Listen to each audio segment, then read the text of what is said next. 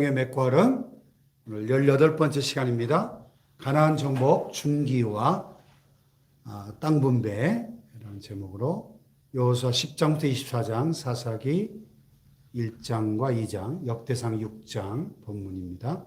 핵심 말씀 같이 읽어봅시다. 시작. 이스라엘이 여호수아가 사는 날 동안과 여호수아 뒤에 생존한 장로들 본 여호와께서 이스라엘 위하여 행하신 모든 일을 아는 자들이 사는 날 동안 여호와를 섬겼더라.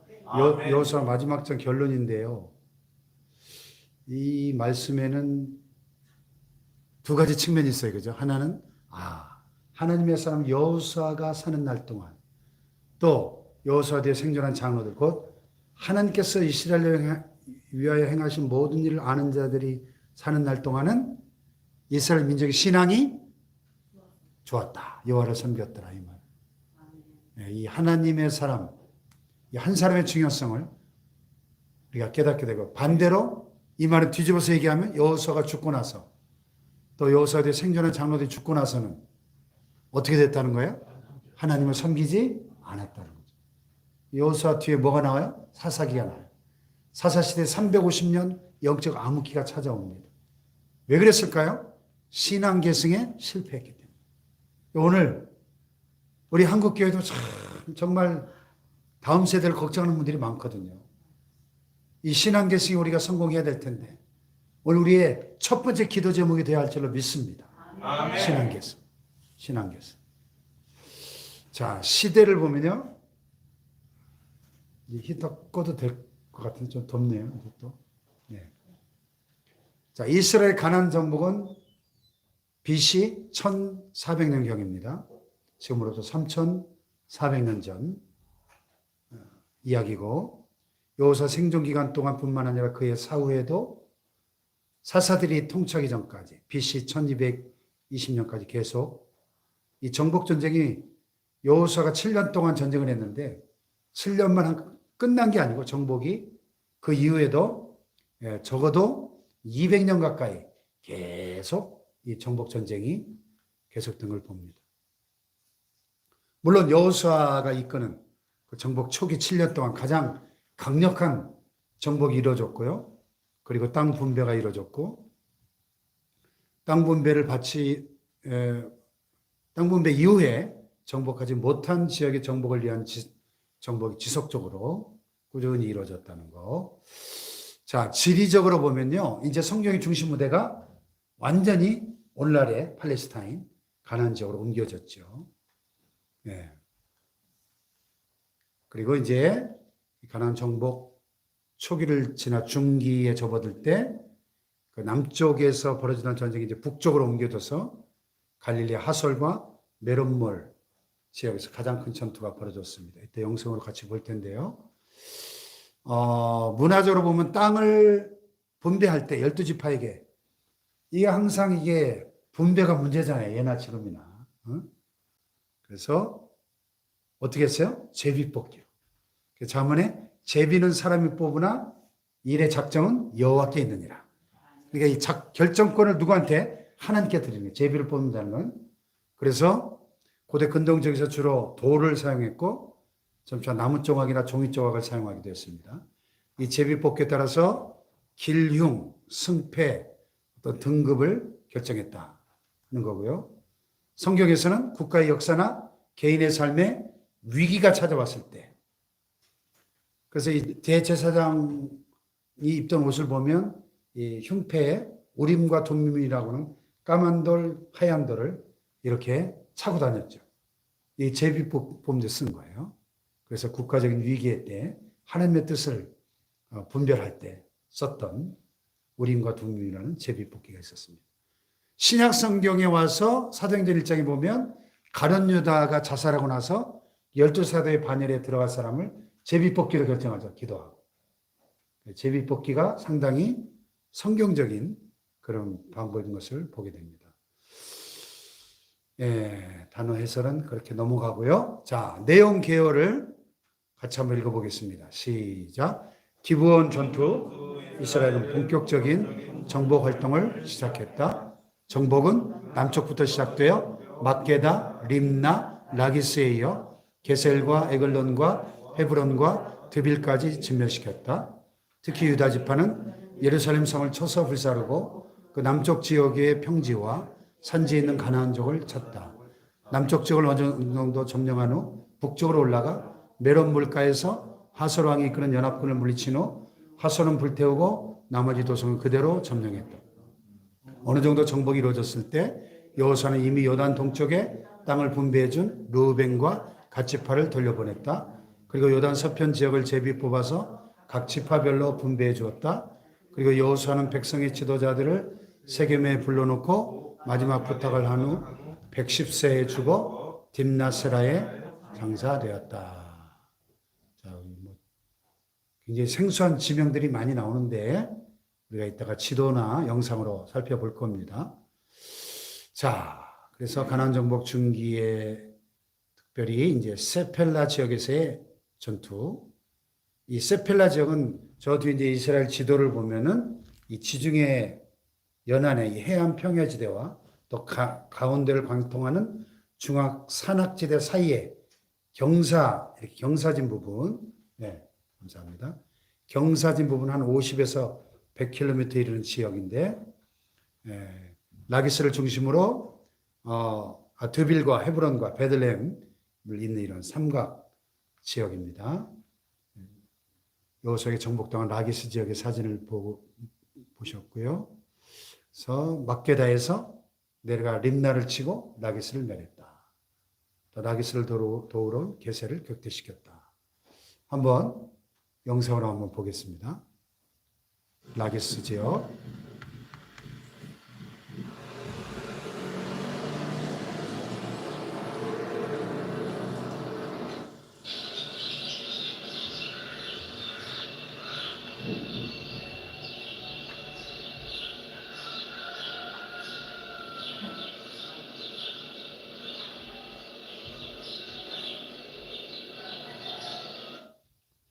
이원희 목사님 덕분에 우리가 일반 패키지 성지순례 낼 때는 도저히 가볼 수 없는 이런 성경의 지명들을 영상으로나마 우리가 볼 수 있게 되었습니다. 자, 적용 메시지. 누구든지 여호와의 편에 있는 자는 내게로 나오라. 출애굽기에서 금송아지 숭배 사건 이후에 모세가 한 말인데, 자, 여기 게셀이라는 지역 사람들이 여호수아에게 공격을 당하는 라기스를 돕게 왔다고 오히려 멸망을 당한 이야기가 나와요. 우리가 어차피 인생을 살면서 어디엔가는 편을 들어야 되는데 우리가 어느 편에 설 것인지, 누구를 돕고 누구를 대항할 것인지를 지혜롭게 판단해야 된다는 거죠. 이 게셀 사람들 괜히 라기스를 도우러 왔다가 라기스와 같이 멸망을 당했다는 거죠. 우리가 하나님 편에 설 때 승리할 수 있는 줄로 믿습니다. 아멘. 할렐루야. 아멘. 링컨 대통령이 남북 전쟁을 치를 때, 노예 해방을 위한 남북 전쟁을 할 때 어떤 결정적인 전투를 앞두고 그날 밤 기도하는데 한 부하가 와가지고, 각하, 이번 전쟁에 하나님 우리 편에 서주실까요? 물어보니까 링컨이 한 유명한 말이 있죠. 이복에 나는 하나님이 우리 편이 되실 것인가 아닌 것인가 거기에 관심 있는 게 아니라 우리가 하나님 편에 서 있는가, 이게 사실 나는 관건이라네. 그렇죠. 우리가 하나님 편에만 선다면 하나님은 반드시 우리 편이 되어주실 줄 믿습니다. 아멘. 네.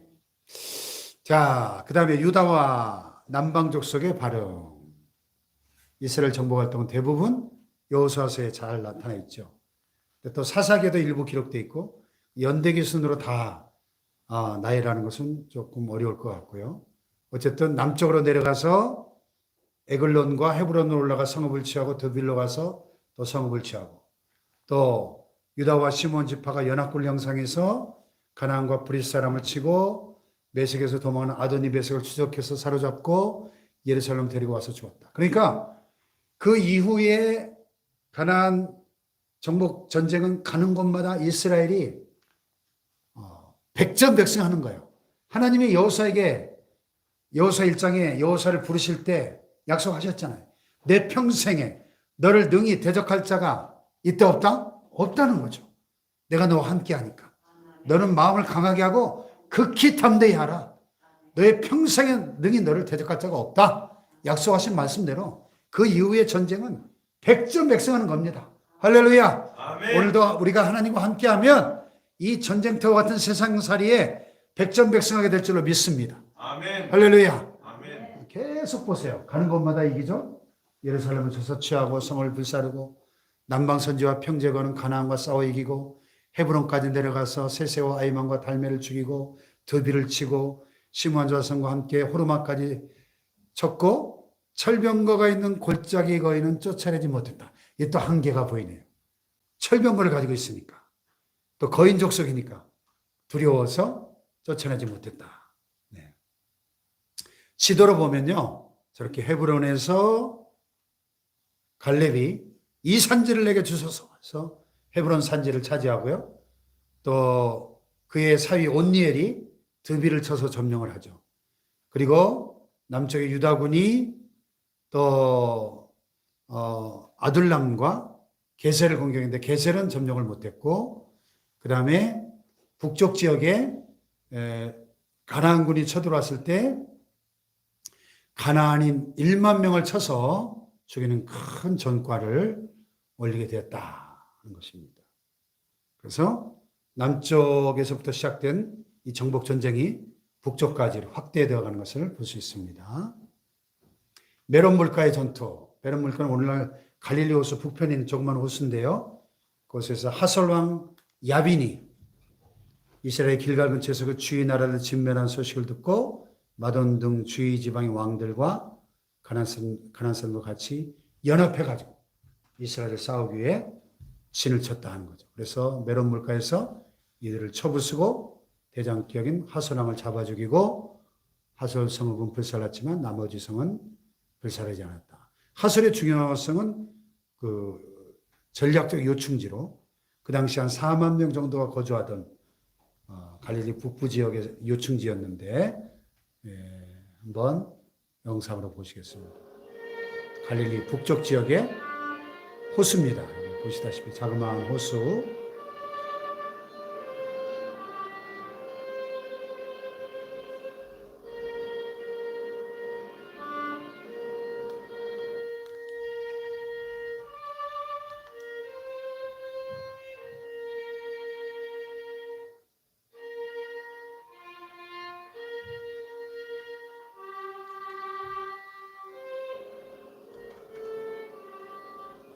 예.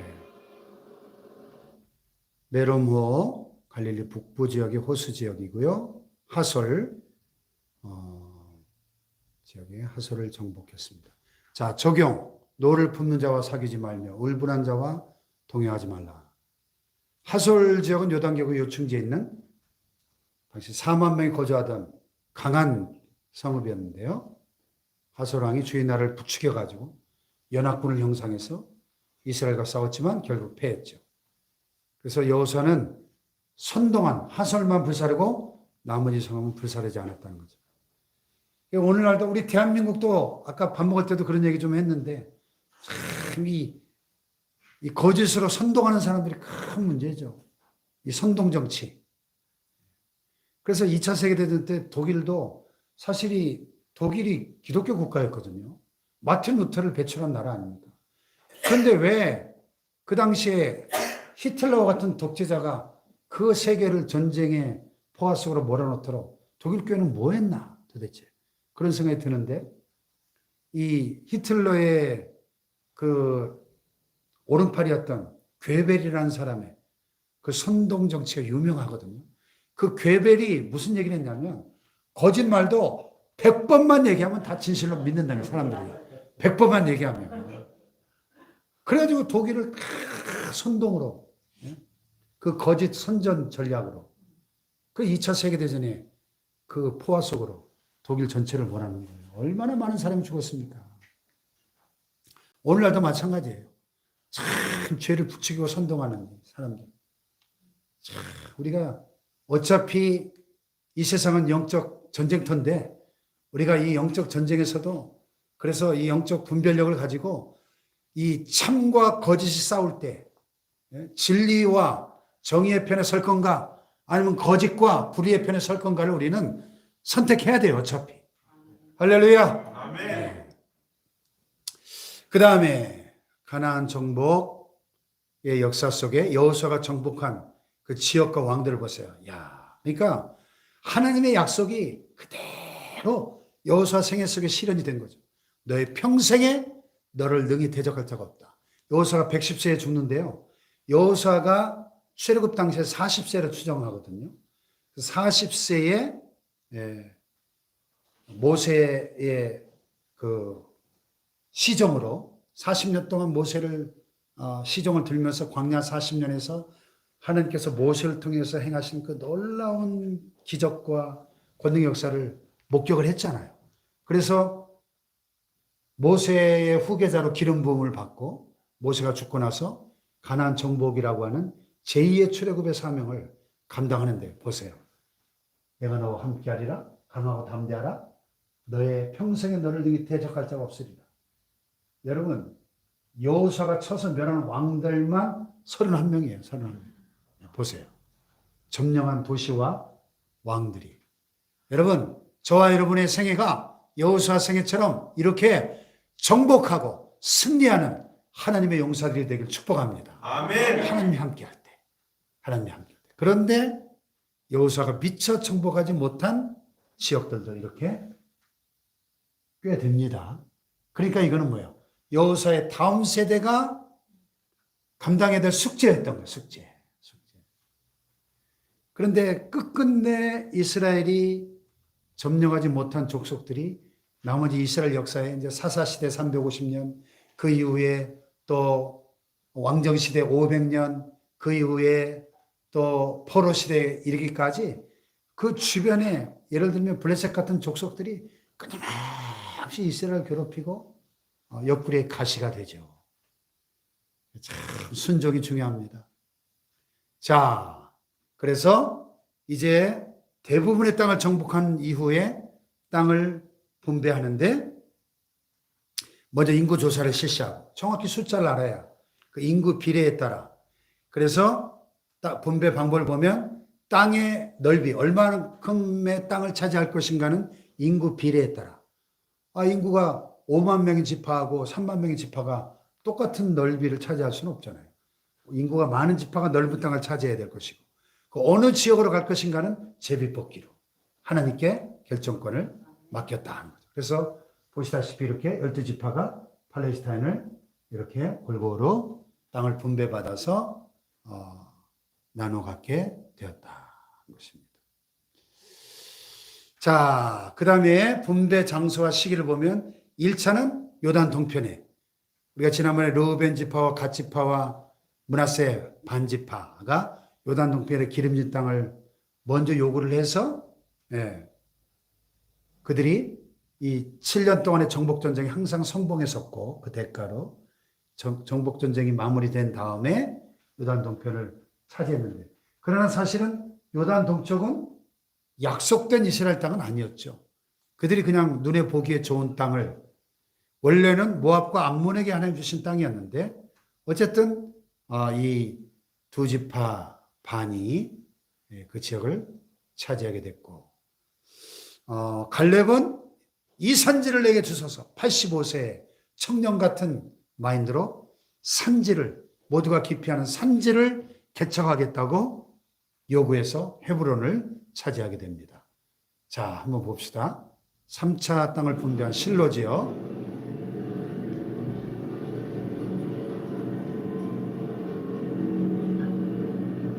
실로라는 간판이 사인판이 아직도 사용되고 있죠.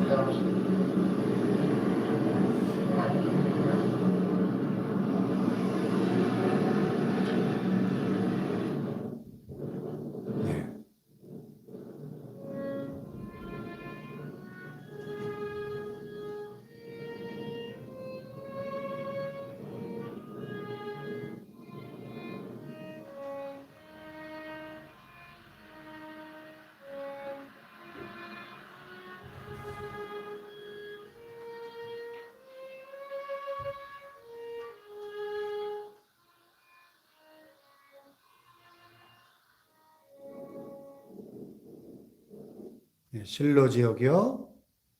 3차 땅을 분배한 실로지요. 그리고 땅을 분배하는 모습을 그린 성화. 그리고 헤브론 산지. 갈렙이 이 산지를 내게 주소서 외쳤던 그 지역입니다.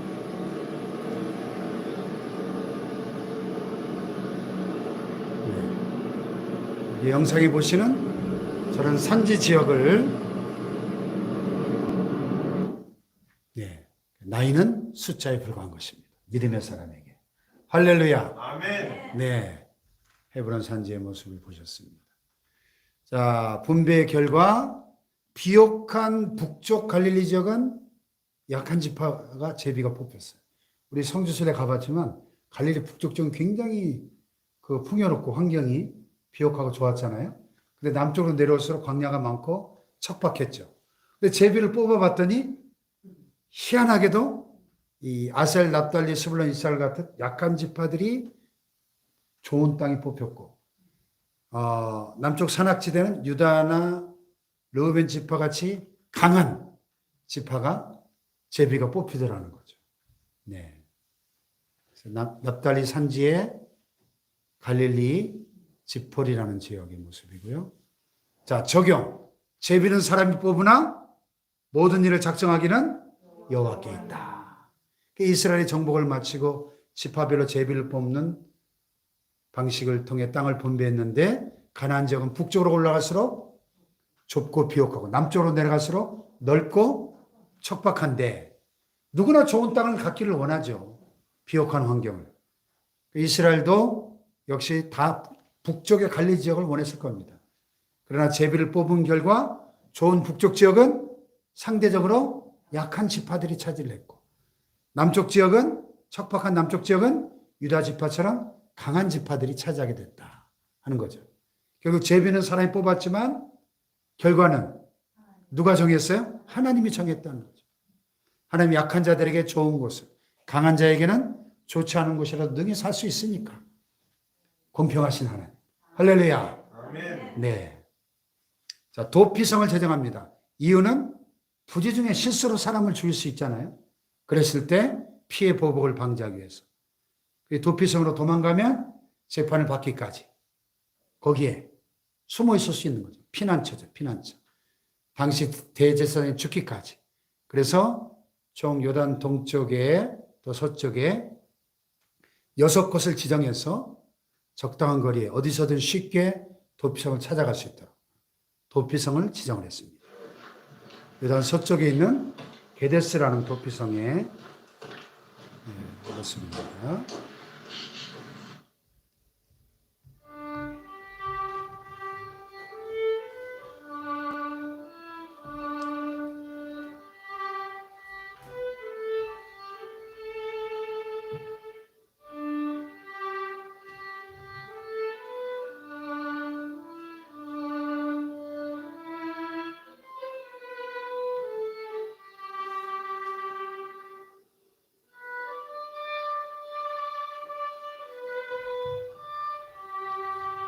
도피성의 흔적들을 보고 계십니다.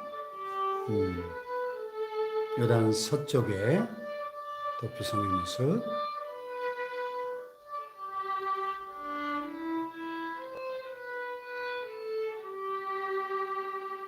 예. 자, 요단 서쪽 도피성인 헤브론 모습이고요. 또 요단 서쪽의 도피성인 세겜 사진입니다. 자, 어떻게 적용됩니까? 이 도피성은 주는 나의 요새이시며 나의 환난 날에 피난처십니다. 피난처. 하나님 부지 중에 살인한 자를 위해 쉽게 피할 수 있도록 요단 동편과 서편에 각각 6개의 도피성을 제정하셨습니다. 그리고 그 지역의 제사장이 살아있는 동안은 도피성에서 나올 수 없도록 그렇게 정하셨습니다. 하지만 세상에는 영원한 도피처가 있어요, 없어요? 없습니다. 우리 영원한 피난처는 오직 하나님 한 분 뿌리신 줄로 믿습니다. 아멘. 할렐루야. 아멘. 네. 자, 레위 지파에게는 땅을 분배하지 않았죠.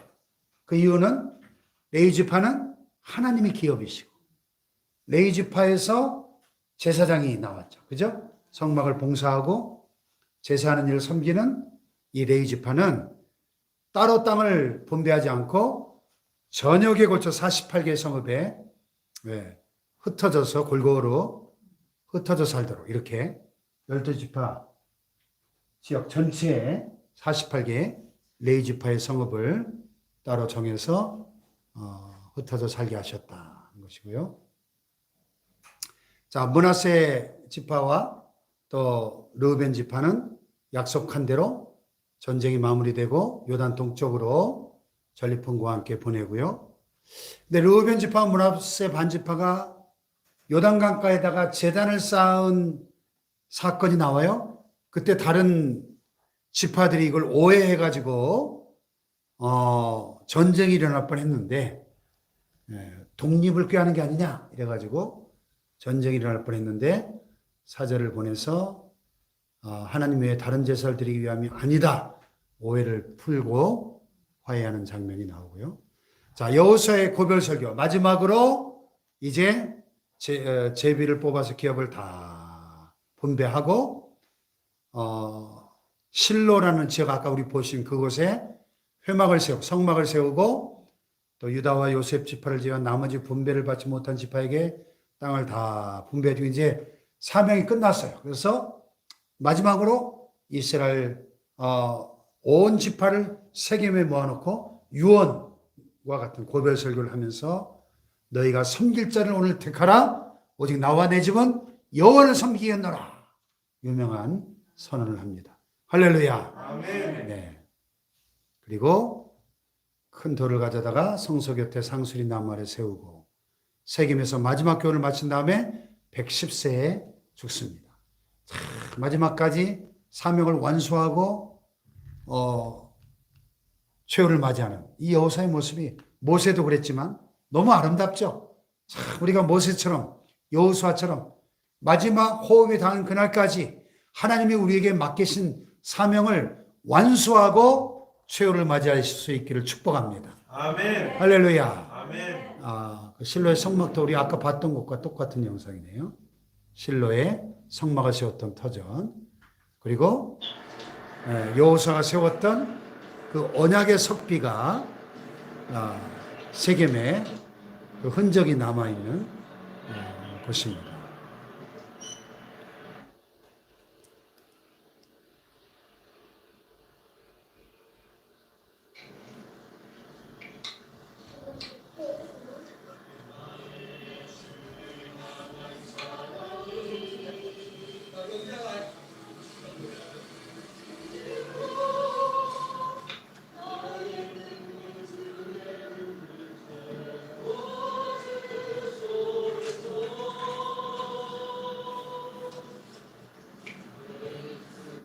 돌이니까 3,400년 동안 저렇게 남아있을 수 있는 거겠죠. 언약의 석비, 여호수아가 세웠다고 알려지는 언약의 석비의 모습입니다. 또 여호수아가 장사된 딥나세라의 모습. 네. 그 이후에 일어난 일들은 요셉의 뼈를 세겜에 있는 야곱이 산 땅에다가 장사하고요. 그 요셉의 무덤이 오늘날까지 이렇게 이스라엘 세겜 지역에 요셉의 무덤이 남아 있습니다. 자, 여호수아 사후의 정복 활동들, 그 다음에 요셉 자손, 복임과 가나안 정복 세대, 여호와의 사자가 길갈에서 복임으로 와서 백성들이 경고하기를 너희가 이 땅의 주민과 언약을 맺지 말라고 한 내 말을 듣지 않고 그래서 나는 그들을 쫓아내지 않을 것이며 그들은 너희 옆구리에 가시가 될 것이다. 그래서 이스라엘 자손이 소리를 높여 울고 그 지역을 우는 자라는 뜻의 복임이라고 불렀다는 거죠. 그러니까 우리가 이왕 하나님의 명령대로 순종하기로 작정했으면 끝까지 순종하는 것이 진정한 순종이 끝까지. 할렐루야. 아멘. 온전한 순종을 원하십니다. 자, 결론.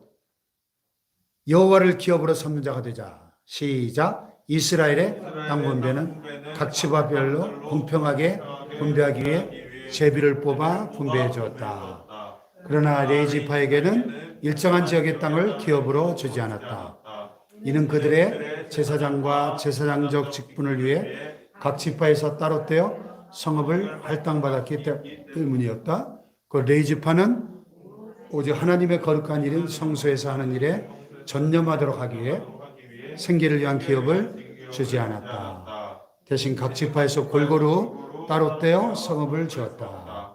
또 하나님 자신이 그들의 기업이 되었고 생계는 다른 지파에서 내는 11조를 받아 생활하도록 했다. 성경은 이를 가리켜 여호와께서 레위 지파의 기업이 되었다라고 말씀하고 있다.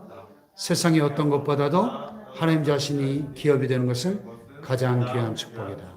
할렐루야. 아멘. 여러분 하나님을 기업으로 삼고 살아가시기를 축복합니다. 아멘.